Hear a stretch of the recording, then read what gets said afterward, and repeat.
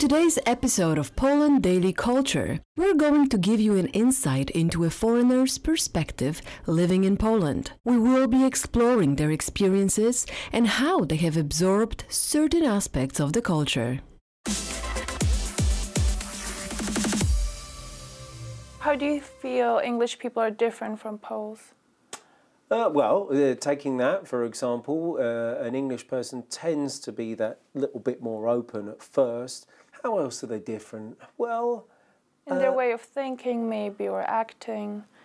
Have you ever thought about that? Yeah, it's difficult to say because, you know, it's quite nuanced, actually, because generally speaking, they're relatively similar people.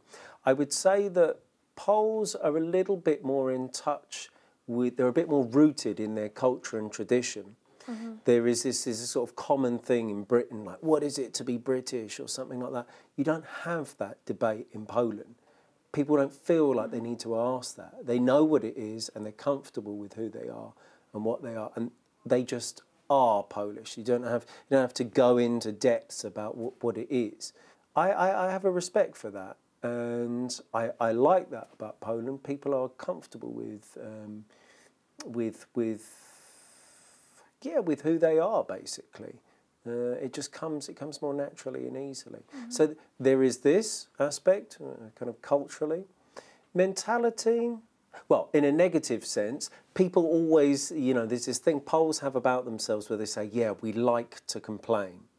And in my opinion, it's a kind of self-fulfilling prophecy, you know, because everybody says, oh, we're Poles, we always complain. Mm-hmm.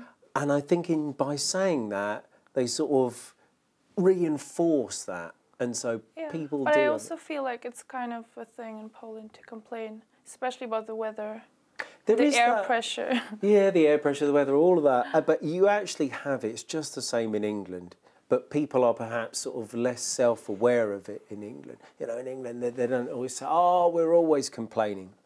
Whereas in Poland, they sort of make a thing out of it. So there is an element of that, yeah. I also like the way that people are quite aware of their own history, and there is a greater connection as well to nature in Poland.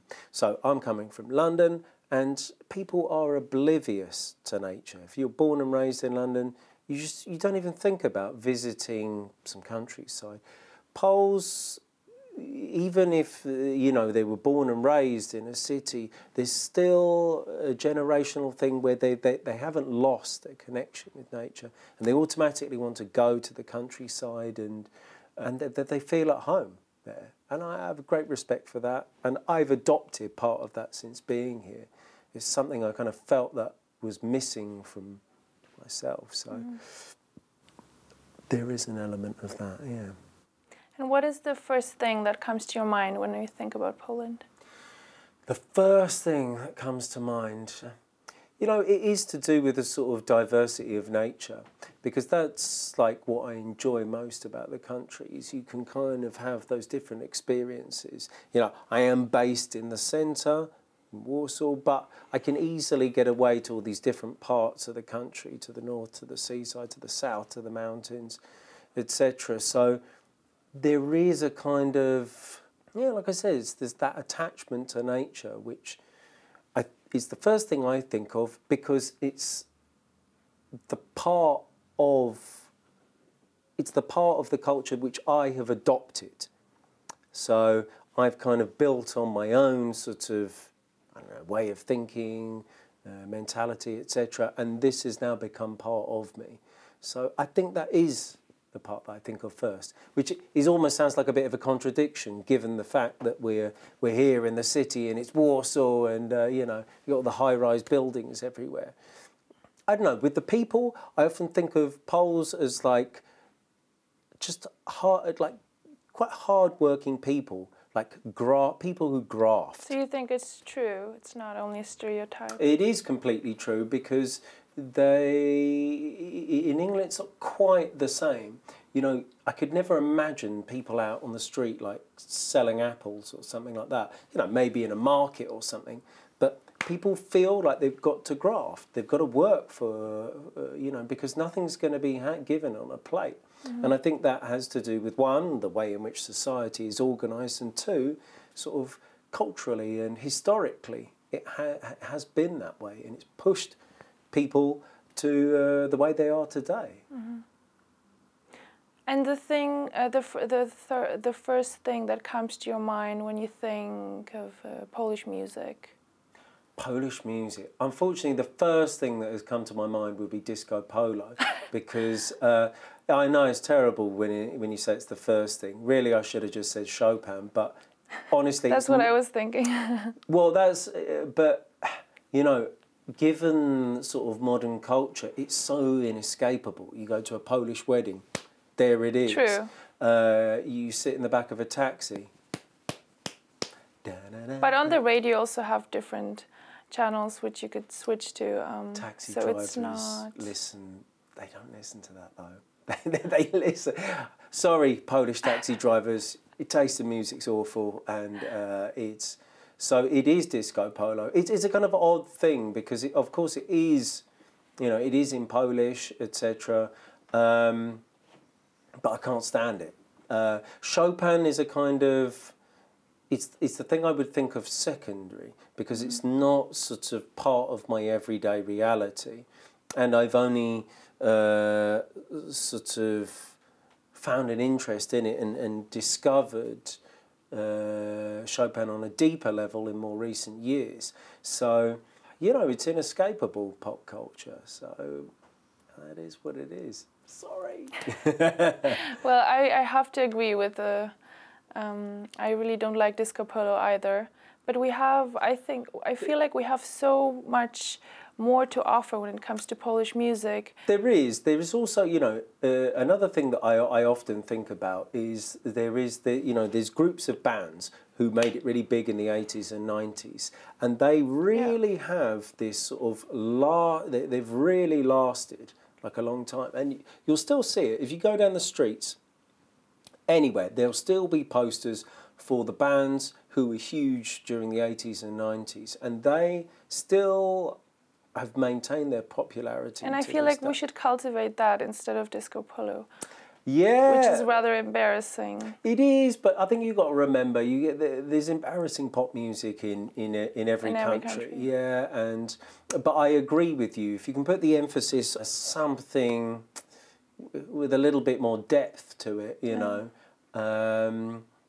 then you've got something to export, I think. I can't imagine... I was about to say I can't imagine disco polo being exported well, but I do remember some story about disco polo being big in China.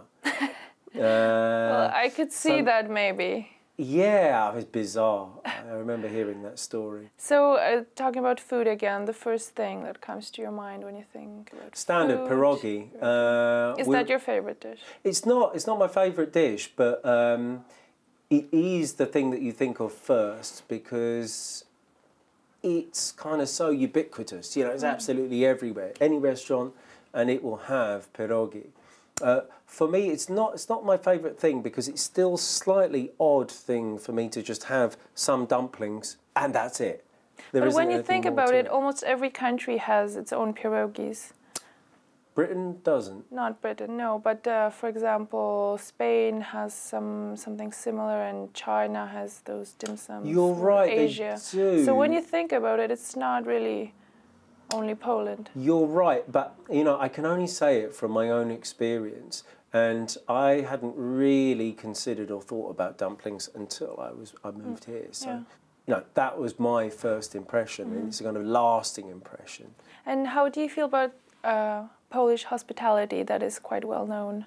Yeah, excellent. Yeah, that's definitely one of the defining factors of Polish society is the hospitality. You know, you can go to a lot of places and, you know, people are very welcoming into their home and, they, you know, give you the T-shirt off their back in that sort of sense. You don't have that with some other country. Britain, in a way, it doesn't work quite the same way. I think people, they have this sort of desire to leave a good, lasting impression in that way, when they welcome you into their home, I think. It's funny, because it doesn't work like that when you go into a shop. I know that's maybe not sort of hospitality, but you go into a local Polish shop or something, and they're not trying to make some kind of positive, lasting impression on you. No, usually not. No, you kind of met with this sort of, come in, hand over your money. Yeah, come on, sort your money out. You want change? But my way of dealing with that is I usually try to make a joke or I smile to those people, and I think if I tried to make a joke with a woman in a shop, I'm not sure how well it's going to go down. I could try and explain the theory of the 100 zloty face. You know, this is when you go into the shop and you're buying something for 12 zloty. You're always scared of not being 100? able to get it. Ooh, you want change for that? 100 zloty? And you didn't bring exactly 12? Is that a joke? No. So I'm not even sure how I'd explain that of something, you know, I'd say something, how could I say it in Polish? Like, come on, love, cheer up, it's all right, you know. I feel like even if you have to pay 80 and you give them 100, you still need to be feeling guilty that you don't have I feel a sense of guilt. It's awful. Like, I don't know where this has come from. So I would say Polish hospitality within people's homes, fantastic. Yeah. Local shop, disaster. I think especially when you go out into the countryside as well and you're sort of walking around a village or something and someone sees you on the street and, you know, people are there's a very natural generosity, I think. And that's great. It's really kind of refreshing for me. And that's, again, it's making that kind of lasting impression for me. Nice, cool. Thank you, John. It's been a pleasure, Paula. Thank you very much. Thank you.